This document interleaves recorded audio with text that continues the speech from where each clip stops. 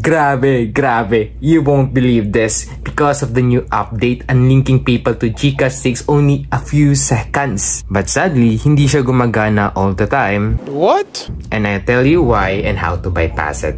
Let's go. Unlinking PayPal to GCash. Open the GCash app, tap Profile, at mapupunta ka sa Profile section.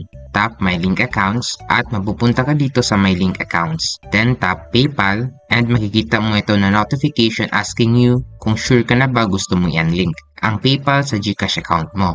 If yes sagot mo, tap Proceed at mapupunta ka dito kung saan pinapakita sa'yo na successful ang pag-unlink mo ng iyong PayPal account sa GCash account mo. Tanong, paano naman po kung hindi ko ma-unlink? Kasi hindi ko maklik o di kaya nanakaw phone ko, gusto ko sana ma-unlink PayPal to GCash ko para hindi manakaw pera ko. In that case, there is a second option on how to unlink it. So according to my research, the other option to unlink PayPal to current GCash account is gumawa ka bago GCash account at saka mo i-link doon ang PayPal mo na nakalink sa old GCash account mo. Kapag ginawa mo yan, according dito, automatically ma-unlink na ang PayPal mo sa old GCash account mo since nakalink na siya sa new account mo. Informative ba ang video na ito para sa'yo? Ang gusto mo din matutunan paano mag-cash out ng iyong GCash balance sa 7-Eleven. May tutorial din ako para dyan, click mo lang ito. So if you want more videos like this then, don't forget to like and subscribe. Yun lang, see you in my next video. Let's go!